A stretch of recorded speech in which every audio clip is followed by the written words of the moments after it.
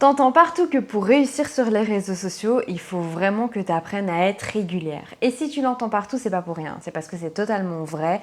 Il y a vraiment une corrélation entre la réussite de ton compte sur les réseaux sociaux et quelle que soit la plateforme, vs la régularité et la constance que tu mets dans la création de ton contenu. Ici, je ne vais pas te parler de comment générer des idées. J'ai déjà fait une vidéo sur ça. Du coup, si tu as vraiment un problème au niveau créatif et au niveau process d'idées, je te conseille d'aller la voir. C'est la vraie méthode pour ne plus jamais manquer d'idées. C'est celle que j'ai fait juste précédemment.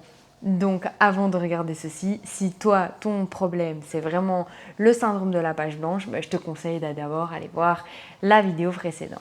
Comme je te le disais, être régulière sur les réseaux sociaux, c'est vraiment quelque chose que tu ne peux pas laisser de côté. C'est quelque chose qu'il va falloir apprendre à mettre en place comme une vraie routine. Mais pour ça, il faut, au-delà d'avoir des idées, avoir aussi quelques techniques et quelques stratégies pour pouvoir alimenter ton compte sans jamais te noyer sous la charge de travail que ça demande. La première chose à faire, c'est batcher ton contenu. Comme tu batcherais les repas de ta semaine, c'est-à-dire prévoir que le dimanche, tu cuisines pour le lundi, le mardi, le mercredi, le jeudi et le vendredi, tu vas faire pareil pour ton contenu. Batcher son contenu, ça veut vraiment dire qu'on se réserve dans nos tâches, dans notre calendrier, une grosse session de travail de création. Tu peux batcher tes légendes, tu peux batcher tes vidéos, tu peux batcher la création de tes accroches textuelles. Bref, tu peux batcher tout ce qui est batchable. En soi, c'est pas une grande nouvelle, c'est vraiment quelque chose d'assez simple. Mais ça va être hyper important parce que pendant cette période-là, tu vas vraiment te dire ok, là, je tourne tout ce que je dois tourner par rapport aux idées que j'ai mis dans mon calendrier éditorial. Là, je crée toutes les légendes qu'il faut que je crée pour pouvoir publier sur Instagram de façon presque quotidienne. Là, je vais vraiment travailler sur toutes les accroches que je vais mettre devant mes réels pour pouvoir accrocher l'attention des gens et pour pouvoir susciter leur curiosité. Au bout de cette période, il va vraiment falloir que tu aies du contenu à publier. Donc généralement, ce contenu-là, soit tu le fais relativement court, soit tu le fais avec des choses qui sont très très évidentes pour toi, histoire de ne pas perdre trop de temps. Une des solutions quand tu batches ton contenu, c'est de demander par exemple à ChatGPT de te trouver 5 à 10 petits textes, paragraphes alternatifs par rapport au texte que toi tu as créé pour être sûr d'avoir quelque chose qui suit ta ligne éditoriale et que tu peux poster dès que tu en as l'occasion sans jamais être à court de rien. Ça va vraiment te permettre de t'organiser, de nourrir ton calendrier éditorial. Et oui, même si au début ça va te demander un petit peu de temps, surtout en fonction du nombre de posts que tu publies et en fonction des plateformes, mais au final, tu verras que ce sera un vrai gain de temps parce qu'une fois que tu auras trouvé ta routine là-dedans, finalement, il ne te manquera jamais de contenu et ce sera terminé la frustration du contenu qui est absent ou le stress de se dire « Ah, il faut que je publie parce que je me suis dit que j'allais publier 4 fois par jour et finalement, je ne suis pas capable de le faire. » Donc, quelle que soit ta fréquence de publication, batch ton contenu. Je pense que ça t'aidera énormément. Deuxième point qui est fortement lié à ça, il faut que tu sois sûr de ta fréquence. Oui, publier beaucoup, c'est bien parce qu'on va pas se mentir, ça t'apporte beaucoup plus d'opportunités. C'est logique puisque ta visibilité dépend du nombre de fois où tes posts sont vus. Théoriquement, au plus tu as de posts, au plus tu as de chances que ton contenu touche quelqu'un et donc au plus tu as de chances de faire augmenter ta visibilité. Maintenant, il faut rester fair-play avec soi-même. Quand on a un business, quand on a une marque, on ne peut pas toujours créer 7 jours sur 7 du contenu. Si tu as envie de le faire, tu le fais, c'est très bien. Si tu arrives à batcher avec des idées qui te prennent entre 15 et 30 minutes par jour, alors oui, tu n'as même pas besoin finalement de tous ces conseils. Tu auras juste besoin de te mettre une alarme dans ton téléphone en te disant « Ok, à telle heure, je prends 30 minutes pour créer mon post Instagram, mon post YouTube ou mon post LinkedIn par exemple. » Mais si toi, tu n'as pas cette possibilité-là et que tu décides de réduire la fréquence, il va quand même falloir que tu adoptes une fréquence qui soit réaliste par rapport à ce que tu veux faire. Moi, personnellement, je publie toujours entre 5 et 6 fois par semaine, mais parce que jusqu'à présent, Ben oui, je me bouge le cul pour le faire, très clairement. Et parce que ben, c'est mon métier, donc forcément, j'ai peut-être plus facile à le faire que toi. Imaginons que toi, tu sois artisane dans les bougies, je peux me douter que tu n'as pas le temps de faire, ben, comme moi, 5 à 6 posts par semaine, parce que c'est énorme et ça demande du temps. Par contre, si tu veux vraiment développer ta marque sur les réseaux sociaux, il va falloir que tu trouves une fréquence qui soit adaptée à ce que tu peux fournir. Moi, je ne te conseille pas d'aller en dessous des 3 posts par semaine parce que là, ça devient vraiment peu et malgré tout, l'algorithme a besoin de comprendre que toi, tu fournis un consommable et non pas l'inverse. Tu n'es pas consommatrice dans cette logique-ci puisque tu veux que ton contenu soit vu, c'est toi qui fournis le produit de consommation. Et pour que Instagram comprenne ça, il va falloir que tu sois régulière à un minimum de 3 fois par semaine. Ça peut fonctionner avec du 2 fois par semaine, mais sois juste consciente que ça prendra beaucoup plus de temps. Au plus tu es capable de faire, au mieux c'est.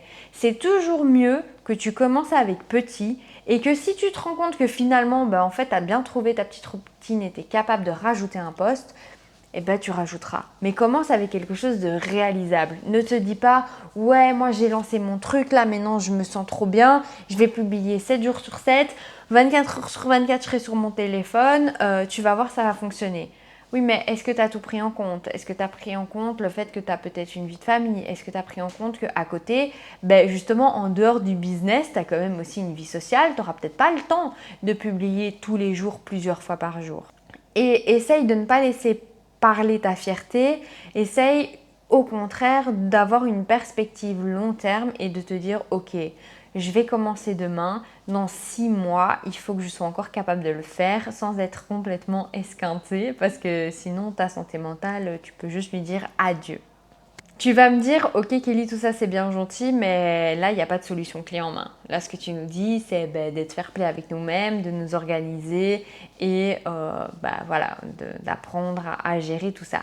Oui, oui, oui, oui, ne t'inquiète pas, les solutions clés en main arrivent. D'ailleurs, une des premières solutions, je te l'ai déjà mentionné, c'est d'utiliser des outils type ChatGPT ou d'autres intelligences artificielles pour pouvoir créer du contenu à la chaîne, mais toujours orienté sur ce que toi tu as produit au départ. Que ce soit les banques d'images qui te donnent des vidéos esthétiques auxquelles tu peux accompagner tous les petits textes que tu as créés et qui du coup te font du contenu evergreen à te publier facilement un jour sur 2.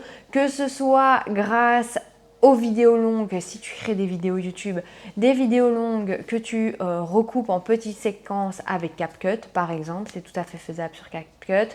Il doit y avoir d'autres logiciels, mais moi j'utilise CapCut, donc ça c'est vraiment quelque chose dont je suis sûre. Et il va surtout falloir apprendre à remixer du contenu.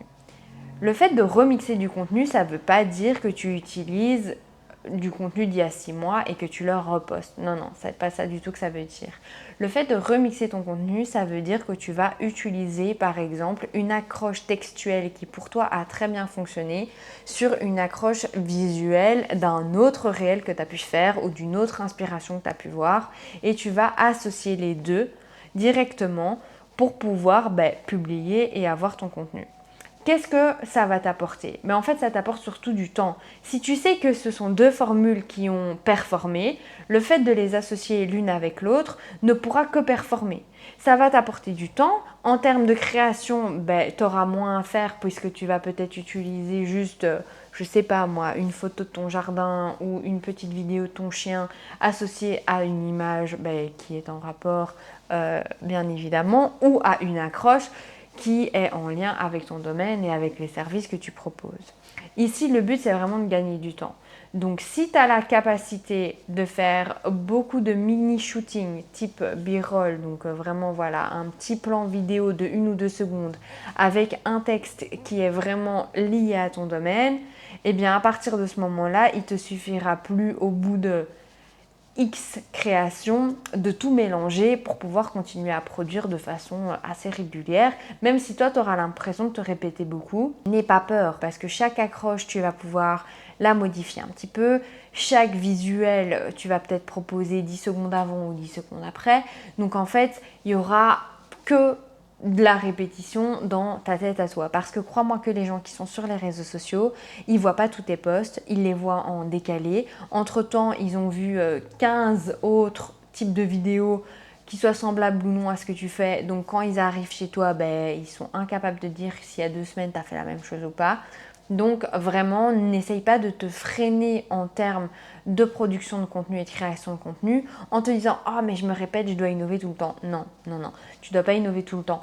Prends ce qui marche, prends ce qui performe, recopie, remix, republie et comme ça, petit à petit, vraiment l'algorithme va comprendre de quoi tu parles et ton contenu va être vu et bien de plus en plus. Et je l'espère pour toi, ta communauté va s'agrandir de plus en plus aussi. Quelque chose qui est assez proche du remixage et qui est tout aussi simple, c'est le recyclage. Et là, ça va vraiment être le fait de reprendre du contenu que tu as déjà créé, tip top la même chose il y a 6 mois, qui est toujours valable aujourd'hui, c'est ce qu'on appelle du contenu evergreen, et que tu vas pouvoir republier parce que comme je te le disais, ça fait tellement longtemps que ce post est passé que crois-moi que les gens de demain ne vont pas s'en rappeler. Bon, prends peut-être pas dans ce cas-là quelque chose que tu as fait la semaine passée, on s'entend, faut pas exagérer, mais pourquoi pas un post qui était valable il y a 6 mois sur tes services, qu'il l'est toujours aujourd'hui, il n'y a aucun problème. Facilite-toi vraiment la vie, tu as beaucoup à faire, tu as un business, tu as une vie sur le côté.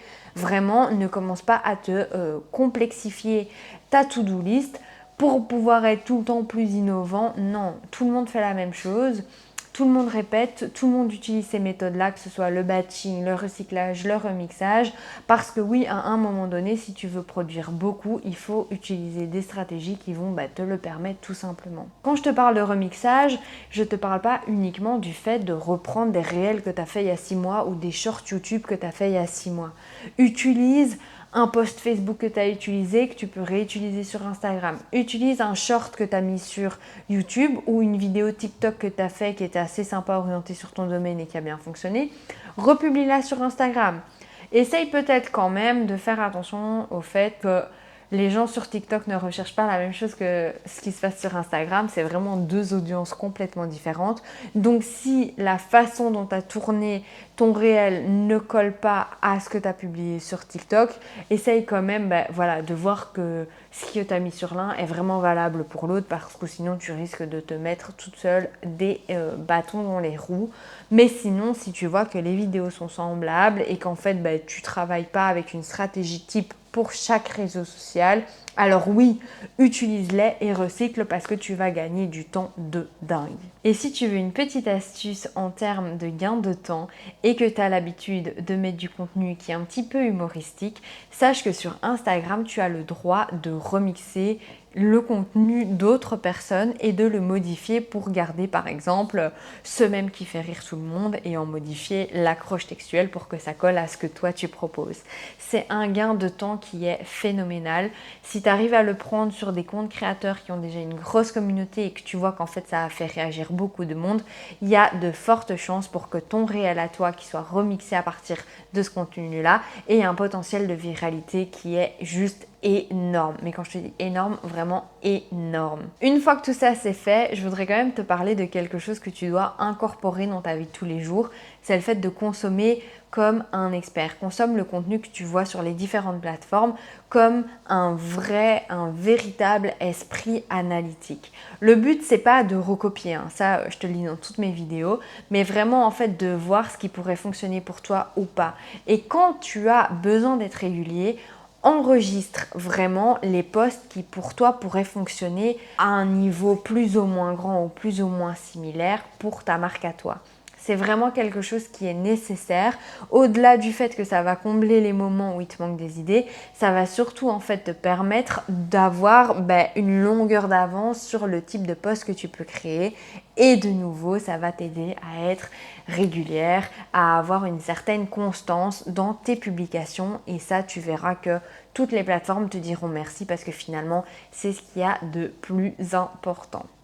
Bref, j'espère que cette vidéo t'aura plu. Je sais qu'il y a beaucoup de choses qui se ressemblent, il y a beaucoup d'éléments qui ont l'air répétitifs, mais si tu arrives à prendre note même sur ton petit cahier sur le côté de toutes les choses qui sont importantes, Je les répète ici, le batching, le remixage, le recyclage, le fait d'établir une fréquence qui soit raisonnable ou le fait de reprendre des posts qui sont déjà existants et de les remixer directement dans la plateforme pour gagner en visibilité, tu verras que ça t'aidera déjà énormément à atteindre tes objectifs en termes de publication.